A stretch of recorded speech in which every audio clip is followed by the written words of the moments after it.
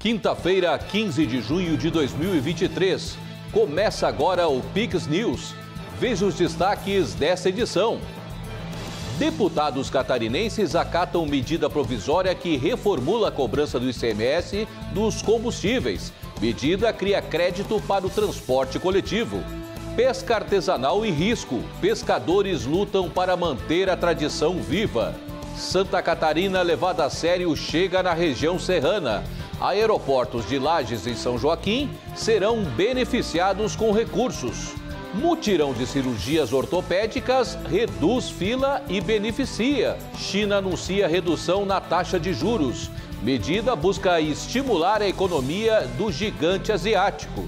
Naufrágio na Grécia deixa pelo menos 78 migrantes mortos. Dezenas ainda estão desaparecidos. Ciclone extratropical passa pela região sul. Fenômeno que atua no litoral avança pelo Rio Grande do Sul. Essas e outras notícias a partir de agora no PIX News.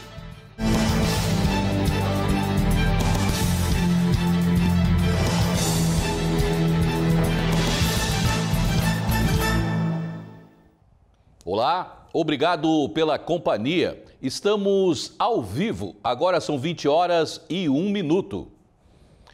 Deputados de Santa Catarina aprovaram a admissibilidade da MP 259/2023, que trata da base de cálculo do ICMS e concede crédito presumido para o óleo diesel e biodiesel, destinados a uma série de atividades econômicas e de pesquisa. Os deputados aprovaram em plenário a admissibilidade da medida provisória que trata da base de cálculo do ICMS e da concessão de crédito presumido para o óleo diesel e biodiesel destinados ao transporte coletivo a embarcações pesqueiras com registro nacional e embarcações de pesquisa, exploração e produção de petróleo e gás natural. O benefício também favorece as saídas de biodiesel produzido em Santa Catarina e as operações da indústria do biodiesel. A medida provisória já está em vigor desde o início de maio e tem como objetivo adaptar a legislação estadual a uma decisão do Conselho Nacional de Política Fazendária, o CONFAS, que alterou a forma como o imposto é cobrado, passando a incidir uma única vez em toda a cadeia produtiva. O líder do governo, o deputado Edilson Massoco, destacou a importância da matéria. É uma medida muito importante para manter os subsídios, né? Na pandemia, a União estabeleceu um subsídio para todos os estados e cabia agora aos estados manter o subsídio ou não. O governador Jorginho Melo entendeu ser prudente manter o subsídio, né, do combustível que é o diesel, o biodiesel, para o transporte coletivo, para embarcações pesqueiras e outras atividades. Isso vai ser muito bom porque vai, de certa forma, não diria favorecer, mas contribuir para que essas atividades continuem forte no mercado. A medida provisória segue agora para a Comissão de Finanças e Tributação, onde deve ser convertida em projeto de lei para discussão e votação final em plenário. Em meio ao caos de um dos bairros mais movimentados do Rio de Janeiro, uma colônia centenária de pescadores luta para manter viva a pesca artesanal. Todos os dias ao amanhecer, Manuel Rebouças leva um pequeno barco a motor da areia para o mar de Copacabana. O canto da praia mais famosa do mundo abriga uma colônia centenária de pescadores que luta para manter as atividades. Minutos depois, longe da confusão de um dos bairros mais movimentados da cidade, o motor da embarcação é desligado e a rede colocada no dia anterior começa a ser retirada com várias corvinas e anchovas. Diminuiu muito a produção dos cardumes, não se aproxima mais como antes. As temporadas mesmo, a gente vê que a diminuição é real. Os trabalhadores afirmam que a pesca predatória, seja ela industrial ou artesanal, junto com a falta de interesse das novas gerações, ameaça a continuidade da profissão. A gente tem orgulho de ser pescador, né? Tá no sangue, gosta. Às vezes você fala que a pesca é fraca, mas a sensação de estar aqui dentro é renovador, como se fala. Renova as energias. Ao retornarem à praia, Manuel e o filho descarregam uma caixa com vários quilos de peixe fresco, que vão ser vendidos na sede da Zona 13, onde trabalham cerca de 50 pescadores. Atum, tilápia, polvo e mexilhões fazem parte de um cardápio variado que também está disponível pelo site da peixaria, que se orgulha de abastecer os melhores restaurantes cariocas. Os cerca de 500 pescadores da Z13 trabalham ao longo de 36 quilômetros de costa, da Urca até a Praia do Pontal. A história da colônia se mistura com a do bairro de Copacabana, fundado há mais de 130 anos. Esse nome Copacabana, quando foi criado, os pescadores já estavam aqui, né? Eles já estavam aqui no bairro, eles estavam na praia já. Então assim, a Copacabana sem essa tradição desses trabalhadores, eu acho que é uma história cortada no meio e isso não é bom. Além da presença de grandes navios de pesca industrial, a pesca artesanal é prejudicada pela poluição e pela atividade petrolífera na região. Junto da colônia, a ONG Núcleo Canoas coordena um curso de formação para jovens pescadores, projeto que busca manter viva uma profissão que contribui para a preservação ambiental. O governador Jorginho Melo esteve em Lages, cumprindo mais uma parte do programa Santa Catarina levado a sério. Desta vez, ele visitou as associações de municípios da região serrana. A Mures é a 10ª associação de municípios a ser visitada pelo governador no programa Santa Catarina levado a sério. Ainda ontem, Jorginho e membros da gestão estadual estiveram em Campos Novos, onde se encontraram com os 12 prefeitos da Associação dos Municípios do Planalto Sul e da região do Contestado. Na ocasião, foi anunciado o investimento de 60 milhões de reais em obras da Casan e da Celesc nessas regiões. Hoje, em Lages, além da conversa com os prefeitos, também foram entregues 15 viaturas e equipamentos para a Polícia Civil da Serra Catarinense, um investimento em torno de 2 milhões. O governo ainda autorizou o investimento de quase 1 milhão de reais nos aeroportos de São Joaquim e Lages. Todas as obras, não tem obras impossíveis de fazer. Tem obras que tem que ser viável, tem que ter interesse de desenvolvimento, de crescimento, o que ajuda, tira a gente da BR, descongestiona o trânsito, ajuda a crescer, enfim. Isso tudo a gente leva em conta para decidir o que a gente faz ou não faz. A ideia do governo é que até agosto, todas as 21 associações de municípios sejam visitadas, possibilitando o encontro de todos os 295 prefeitos com o governador Jorginho Melo. Durante a visita, o governador também falou sobre a maneira injusta de como é dividido o repasse de recursos por parte do governo federal, ação que prejudica o desenvolvimento mais acelerado do estado. De R$100 que a gente manda para o governo federal, volta 10. E alguns estados, dos 100 que manda, volta 230.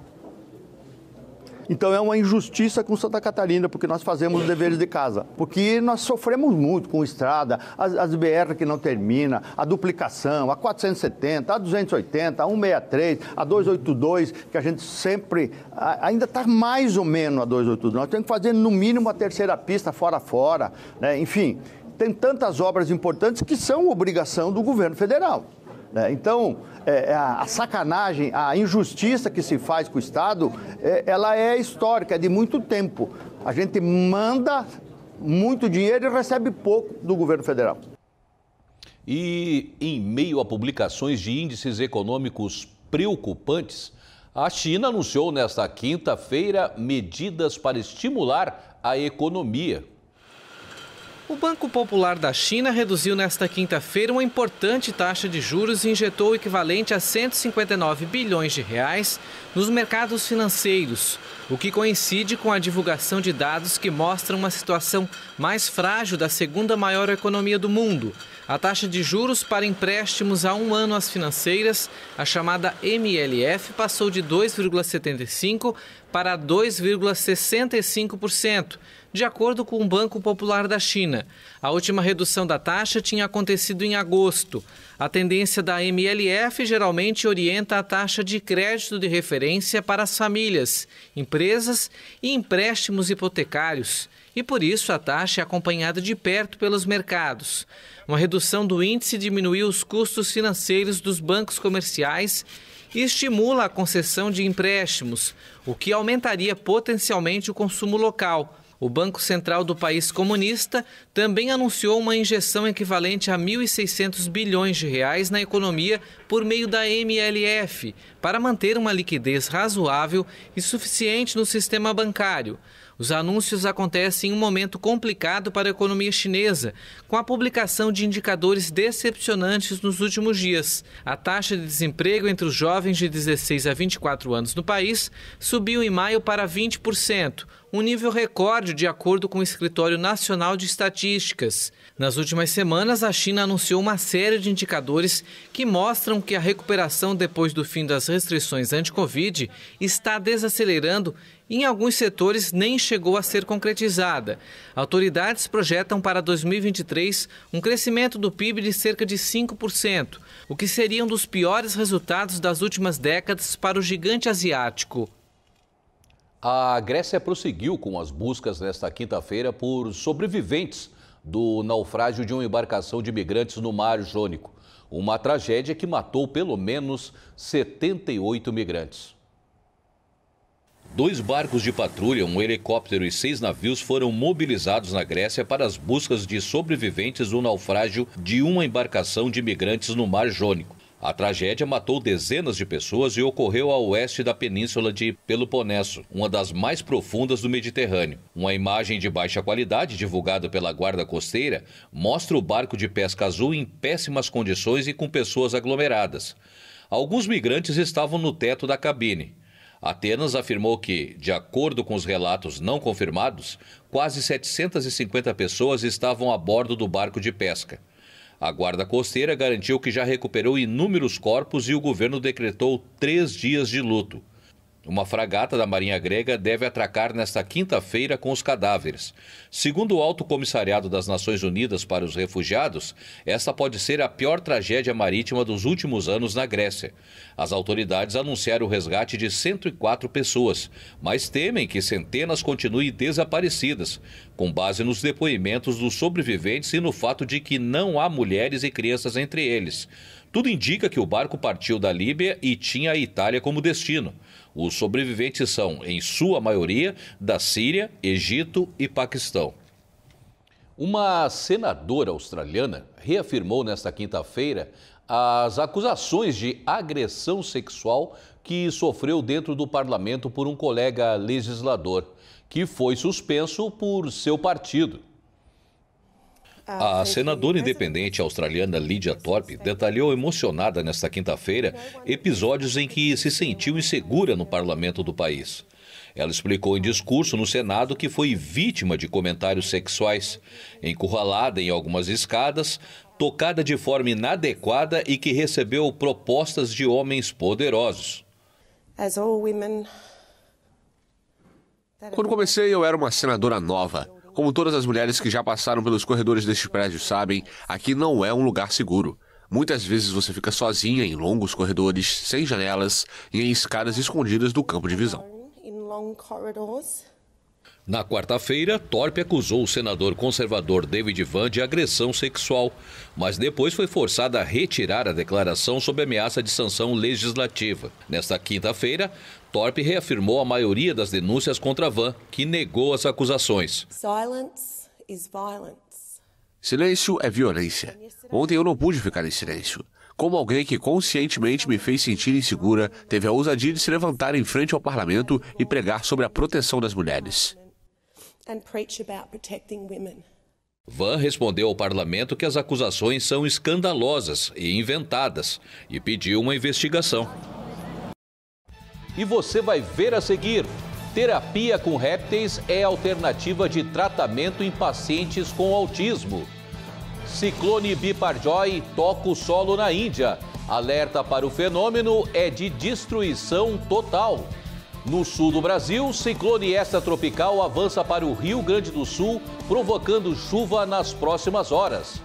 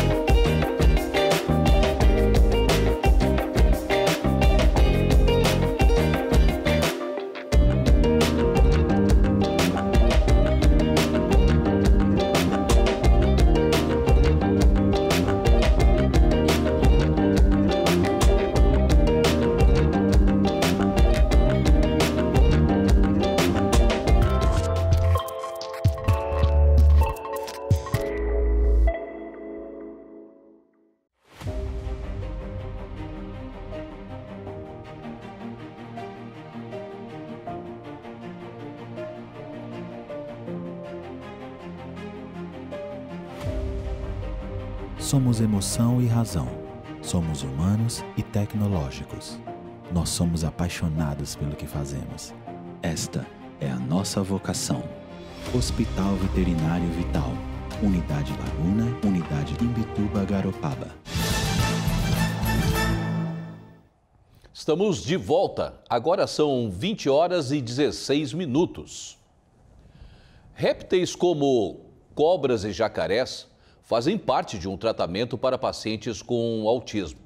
O processo é acompanhado por um especialista em terapia com animais, fonoaudióloga e uma bióloga. Essa modalidade de terapia acontece há décadas em São Paulo. Tá frio, né, Davi? Ela agora vai Uma jiboia se enrola no pescoço de Davi, que a manipula com delicadeza. A cena é acompanhada de perto pela especialista em terapia com animais e fonoaudióloga Andréia Ribeiro e pela bióloga Beatriz Araújo. A cena acontece em um centro terapêutico de São Paulo, onde pacientes com ansiedade, por exemplo, têm um contato em comum com répteis que os ajuda a relaxar e a melhorar algumas habilidades como a comunicação. Fátima, a mãe do rapaz de 15 anos com autismo, lista as melhorias percebidas com o tratamento. Grandes avanços, superações e cada dia que passa, né, ele tem avançado mais e superado, né, a deficiência, né, porque ele é autista. A terapia original se desenvolve há uma década nesse centro paulista, onde já foram atendidas cerca de 160 pessoas. Acontece em um espaço aberto ao lado de um curral, onde outros fazem sessões com cavalos. A gente já nasce com medo de réptil. As pessoas têm medo de cobra, têm medo de jacaré. Então, o fato da criança, dela tocar e manusear, o que a gente fala, tocar o intocável, ela tem uma melhora muito grande da sua autoestima, da sua autoimagem, da sua autoconfiança. Então, a gente vê benefícios em vários aspectos, no aspecto da linguagem, no aspecto cognitivo, no aspecto emocional. Paulo, de 34 anos, é um caso diferente. Ele ficou impossibilitado de se comunicar e de caminhar após sofrer um traumatismo crânioencefálico grave em um acidente. Aqui eu tenho não só o estímulo dela estar promovendo a massagem, como o estímulo sensorial por ela ser de sangue frio.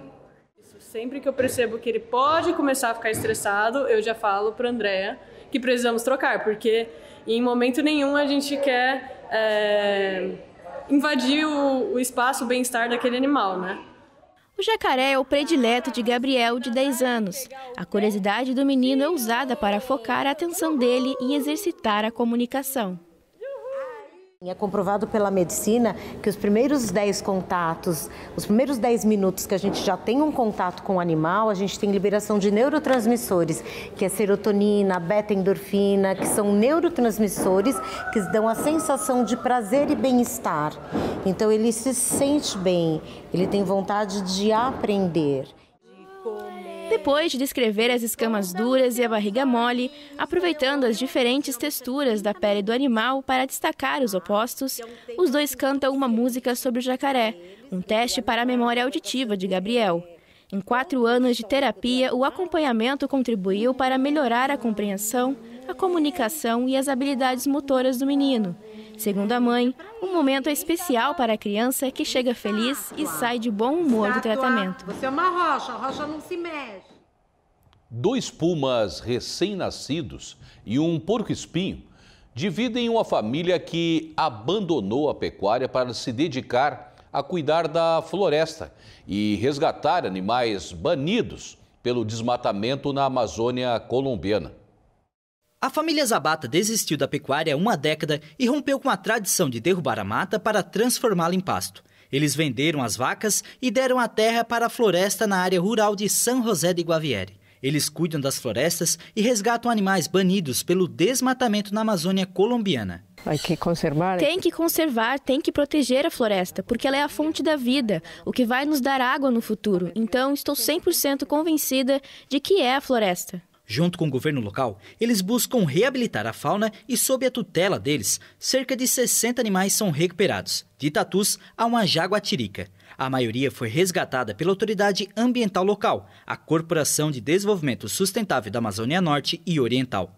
Quase todos foram apreendidos de pessoas que os mantinham como animais de estimação ou tentavam vendê-los. Outros, como pumas recém-nascidos, são vítimas colaterais do desmatamento em uma região que perdeu 25 mil hectares de floresta em 2021. Os animais que não podem voltar para a floresta, infelizmente, permanecem cercados, porque não têm as condições necessárias, não sobrevivem, não reconhecem que um predador pode atacá-los. Os abatas chegaram a essa região atraídos pelo programa Uma Terra Sem Homens para Homens Sem Terra. Eles tinham 56 hectares, dos quais 12 estavam em uma floresta altamente intervencionada. A maioria dos assentados no final da década de 1990 se dedicava à pecuária ou ao plantio da folha de coca, matéria-prima da cocaína. Ambos foram feitos em selva devastada. Atualmente, eles possuem 40 hectares de selva e os turistas visitam uma trilha ecológica. Comecei a fazer alguns experimentos, a montar sistemas agroflorestais e começamos a ver que, a mata começou a mudar, a fauna começou a voltar, melhoramos as condições da água e os solos começaram a melhorar. A família entendeu que foi um bom processo, porque o gado nos causava muito estresse. Alguns visitantes chegam a contribuir mensalmente com dinheiro para a manutenção de um dos animais. O Serviço Europeu Copérnicos anunciou nesta quinta-feira que a temperatura média global, no início de junho, registrou um recorde por uma margem substancial. A temperatura média global no começo de junho alcançou um novo recorde. A marca foi confirmada nesta quinta-feira em um comunicado pelo Serviço Europeu Copérnicos. De acordo com o texto, o mundo acaba de viver o início de junho mais quente já registrado, depois de um mês de maio que foi de apenas 0,1 grau mais fresco do que o recorde para esse período. A superfície média do ar na superfície do planeta foi a mais alta registrada e por uma margem substancial. Esses dados ocorrem no início do fenômeno meteorológico El Niño, que é associado ao aumento da temperatura média do planeta. Durante o mês de maio, a superfície oceânica também registrou seu recorde histórico de temperatura. Copérnicos aponta ainda que no início de junho, a temperatura média do planeta superava em 1,5 grau a média da época pré-industrial. A marca foi estabelecida como limite desejável pela comunidade internacional na Conferência de Paris de 2015, na qual foi assinado um acordo histórico de combate à mudança climática. O acordo estipula que os países devem reduzir as emissões de gases de efeito estufa para manter o aumento da temperatura média em mais 2 graus no máximo. Mais de 175 mil pessoas foram evacuadas na Índia e no Paquistão por temores de destruição total com a passagem do ciclone Biparjoy. O fenômeno climático tocou o solo nesta quinta-feira com ventos de mais de 125 km por hora. O ciclone Biparjoy tocou o solo nesta quinta-feira no oeste da Índia, depois da evacuação de mais de 175 mil pessoas por temores de uma destruição total. A tempestade chegou à costa do estado de Gujarat no começo da noite do horário local, manhã do Brasil, com ventos de 125 km por hora, de acordo com o Departamento Meteorológico da Índia. A agência informou que as zonas costeiras vão sentir a força da tempestade até a meia-noite. O Centro Conjunto de Alerta de Tufões dos Estados Unidos prevê que a tempestade vai seguir o curso pela província paquistanesa de Sindh, que abriga a megápole de Karachi, durante a noite. Autoridades indianas informaram que mais de 90 mil pessoas foram transferidas para abrigos e, no Paquistão, cerca de 82 mil foram evacuadas. Muitas das áreas onde a tempestade está prevista para passar são as mesmas que sofreram com as inundações catastróficas do ano passado, que danificaram milhões de casas e deixaram mais de 1.700 vítimas. Especialistas afirmam que o aumento da força dos fenômenos climáticos no subcontinente indiano é consequência das mudanças climáticas.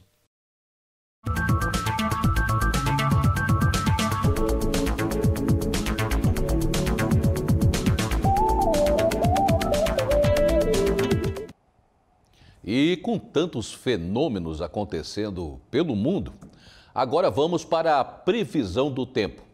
Hoje foi um dia de muita chuva em algumas regiões. Aqui no sul do Brasil, devido a um ciclone extratropical que ainda está atuando no extremo sul de Santa Catarina e no nordeste do Rio Grande do Sul.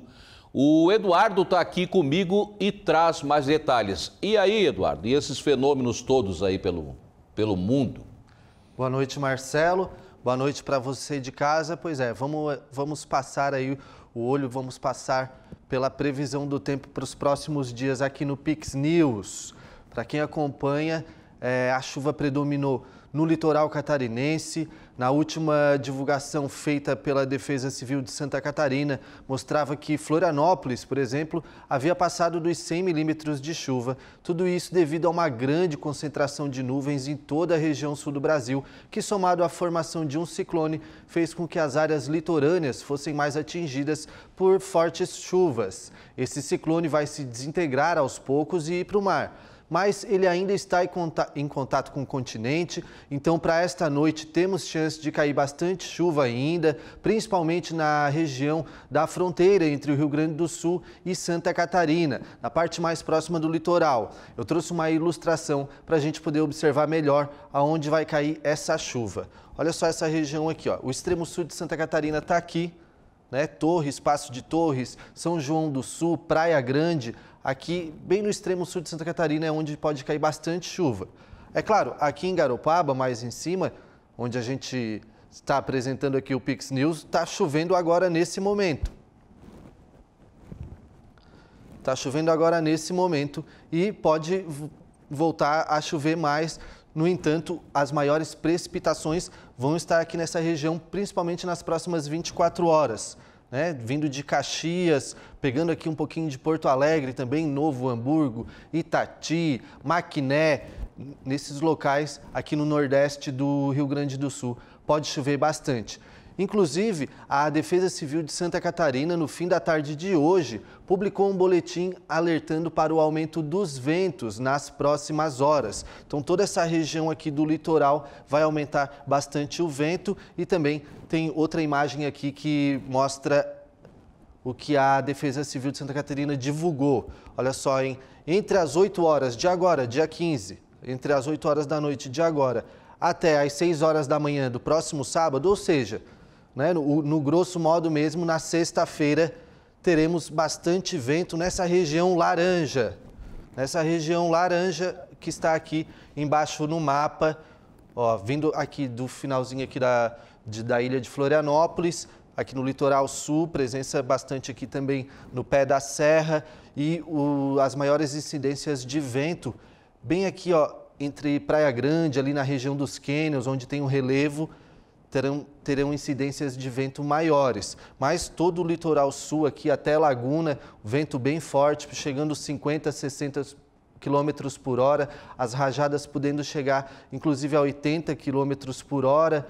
E nas outras áreas, a atuação desse ciclone já não oferece mais tanta preocupação. Na sexta teremos algumas nuvens na maior parte do estado catarinense, no estado gaúcho também, mas aos poucos o tempo vai ficando seco. Para a gente entender melhor, eu trouxe alguns destaques, até para a gente ver como que o tempo vai se comportar nos próximos dias, principalmente nessas regiões que a gente vem abordando, né? Que é essa região do Nordeste, do extremo sul de Santa Catarina, do Nordeste do Rio Grande do Sul. Sexta-feira, Caxias do Sul, eu trouxe Caxias do Sul, ó. Sexta-feira, bastante chuva em Caxias, podendo chegar aí aos 60 milímetros, isso quando? Agora, a partir da noite, da meia-noite e durante a madrugada e de manhã. Agora de sexta.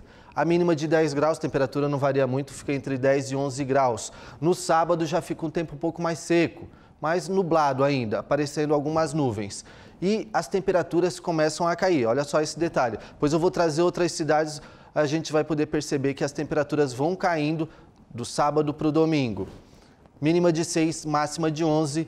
Já no domingo, mínima de 4, máxima de 12 e o sol já aparecendo entre nuvens. Eu trouxe outra cidade aqui também do Rio Grande do Sul, ali da Grande Porto Alegre, Novo Hamburgo. Olha só, sexta-feira, bastante chuva também. É isso, a chuva vai começar agora, essa noite. Aliás, já está chovendo, mas a chuva intensa começa agora, essa noite. Vai durante a madrugada, de manhã até meio-dia, podendo chegar aos 90 milímetros nesse período. A mínima de 14, máxima de 16, mas bastante chuva nessa sexta. E aí é isso. a temperatura vai caindo, os termômetros vão começar a marcar 9 no sábado e também à noite, e uma máxima de 15 durante a tarde, já com tempo mais nublado. E no domingo já começa a aparecer também o sol, e a mínima de 6, faz bastante frio em Novo Hamburgo, a máxima de 15. E aí eu trago também uma informação de uma cidade catarinense aqui, Praia Grande, lá no extremo sul, que a gente já destacou no comecinho aqui do quadro Previsão do Tempo.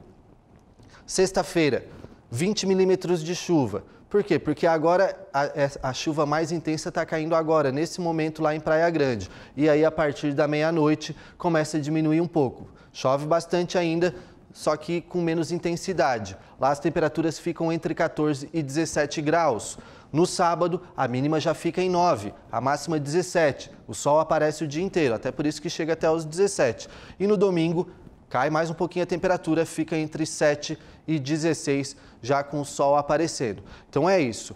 O que está sendo esperado é que no domingo as temperaturas caiam e também na segunda cai mais um pouquinho. Então os 2 dias mais frios serão agora no domingo e na segunda no Rio Grande do Sul, em Santa Catarina, mas aí já sem chuva, né? Essa chuva vai ficar até o finzinho da sexta-feira, mas tem previsão para aumentar o vento, então são essas coisas que estão preocupando no momento. E eu tenho imagens, a gente separou imagens do fim de tarde nas capitais do sul do Brasil. Vamos ver o que aparece primeiro aqui, Porto Alegre, olha lá a capital dos gaúchos, isso no finzinho de tarde, hein? Na sexta, Porto Alegre, varia entre 15 e 16 graus, chove em Porto Alegre, hein? No sábado, já fica entre 11 e 16 e no domingo, entre 9 e 15 graus. Aí você pode ver o Guaíba, o Rio Guaíba, lá no fim Eldorado, tem mais cidade aqui pra gente. Aí, ó, Beira-Mar de Florianópolis, finzinho de tarde na Beira-Mar em Floripa. Nesta sexta-feira, o tempo fica entre 16 e 23 graus. No sábado, entre 13 e 19. No domingo, entre 12 e 18. A partir de amanhã, já diminui as nuvens lá em Floripa. E aí também tem menos risco de cair uma chuva. E também no sábado e no domingo. Até o pessoal foi lá no YouTube e perguntou se ia chover em Floripa no sábado, hein? Não vai chover, não. Vamos ver se tem mais alguma coisa aqui. Ó, tem Curitiba também, a capital dos paranaenses. Lá em Curitiba já o tempo um pouco mais aberto hoje no finzinho de tarde, né? Já não estava chovendo lá. Sexta-feira fica entre 8 e 15 graus, sábado entre 7 e 15, no domingo baixa mais um pouquinho, hein? Mínima de 6, máxima de 16, lá em Curitiba, na capital dos paranaenses. É isso aí. E lá também não vai ter risco de chuva, né? Só aquele tempo meio fechado mesmo. E é isso então. Marcelo, por enquanto são essas as informações e a gente vai tentar atualizar o telespectador caso seja necessário, caso venha alguma ocorrência mais, né, que mereça mais destaque. Mas de qualquer forma, no sábado a gente sempre tenta trazer também uma atualização do tempo daí para o início da semana do pessoal. Então, acompanhe o Pix News todo dia 8 horas da noite. Certo, então, Eduardo, nós sabemos que a região sul está bastante aí prejudicada em função da falta de chuvas, né? Mas, ao mesmo tempo, a gente espera a volta do sol. Principalmente nas regiões aqui de praia, não que realmente o pessoal vá poder aproveitar, porque no momento o clima é de inverno, né? Mas aquele solzinho sempre dá para alegrar um pouquinho mais, né, Eduardo? Pois então. Eu acho que nós vamos ver isso lá pela próxima semana.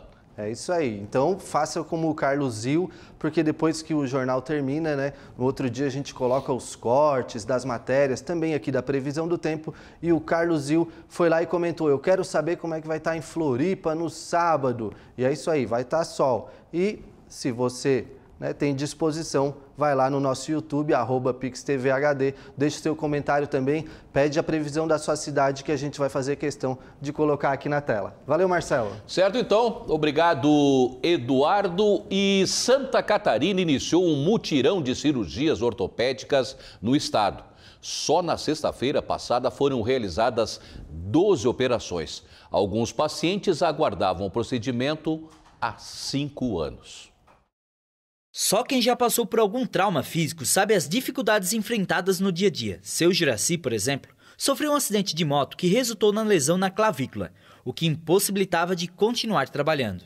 Sofria para trabalhar, né? Eu não conseguia erguer o braço para cima, né? E doía bastante. Tinha dias que era só com remédio para acalmar a dor, né? E daí saía, depois de 4, 5 meses, que eu comecei a trabalhar, começou a deslocar. Eu esticava o braço deslocava para baixo, né? Então, daí foi danado. O sofrimento durou bastante tempo e só foi acabar com a inclusão dele na fila de cirurgias ortopédicas realizadas no Hospital Governador Celso Ramos, na última sexta-feira. No mesmo dia, outras 12 operações foram realizadas, um trabalho que possibilitou atender pacientes que aguardavam há pelo menos 5 anos pelo procedimento, permitindo o retorno da qualidade de vida para catarinenses como seu Juraci. Eu pegava peso, fazia telhado, levantava a madeira para cima, né? Isso eu não conseguia mais fazer, né? Então agora o médico disse que vai ficar bom, eu vou conseguir voltar a fazer o que eu fazia, né? Então daí fiquei feliz, né, quando ele falou que vai ficar bom, né? No estado, uma das maiores procuras por cirurgias são as ortopédicas. Com o avanço das filas de cirurgias eletivas, o foco tem aumentado com relação às operações de média e baixa complexidade, que visam principalmente aliviar dores crônicas. Os maiores casos que a gente tem, a fila maior que a gente tem, até mesmo por conta da procura, é da ortopedia. Que reflete inclusive o painel geral do estado, né? A especialidade com mais tempo de espera para atendimento é a ortopedia. O Hospital Governador Celso Ramos, de Florianópolis, é referência em ortopedia. Só em 2023, já foram realizadas cerca de 3.000 cirurgias no total, sendo 33% relacionadas à ortopedia e traumatologia. Mas para a realização de mutirões como a da sexta passada, é necessário bastante planejamento. Qualquer mutirão que a gente realiza dentro do hospital, ele requer muito planejamento, porque envolve muitas áreas. Equipe médica cirúrgica, equipe de anestesista, enfermagem, farmácia, centro de material esterilizado. Então, é uma conjuntura até de apoio administrativo para viabilizar os mutirões, né? O mutirão envolveu intervenções principalmente de mãos e ombros, e também foi realizado a retirada de dispositivos e parafusos de membros, ação que deve se repetir durante o ano. O programa de cirurgias eletivas, ele é um mantra para todos os hospitais, inclusive os hospitais da Secretaria. Né? Como já mencionado, a nossa grande dificuldade é em conseguir dar vazão por conta das urgências. Mas estamos sim empenhados em conseguir, tentar contribuir com o Programa Estadual de Cirurgias Eletivas. E chegamos ao final de mais um Pix News. Lembrando que você pode rever essa edição no nosso canal no YouTube. Mais notícias no site pixtv.com.br. Obrigado pela companhia, uma boa noite e até amanhã.